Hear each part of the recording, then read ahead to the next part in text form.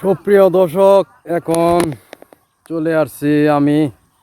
আমার সাথে আছে আমার মামা। তো আমরা এখন বাজারের দিকে যাচ্ছি একটু বেড়ানোর জন্য, ঘোরার জন্য। তো মামা আছে, মামা দেখি কি বলে। মামা কেমন আছেন?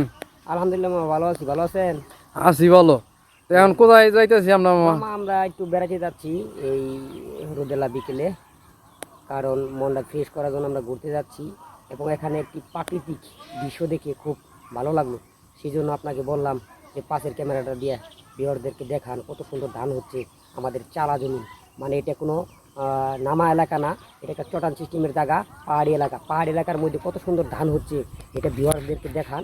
এবং দেখানোর পর ওনারা বুঝতে পারবেন যে আমাদের এলাকাটা কত সুন্দর, কত প্রাকৃতির মাঝে আমরা দাঁড়িয়ে আছি। এইগুলো ধন্যবাদ জানাচ্ছি। আপনি পিছনের ক্যামেরা দেখান, একটু দেখান। তো আসলে মামা বলতে যাচ্ছে যে আমাদের এলাকায় মানে একটু দূরে তো ধান বুনছে এগুলা। তো অনেক সুন্দর প্রাকৃতি। কন্ট্রোলটা দেখান। তো আমাদের এখানে পন্টল আছে একটা, ওরা তো আসলে এদিকে রোজ ক্যামেরা ওদিকে দেখা যাবে না, ওই যে অনেক দূরে।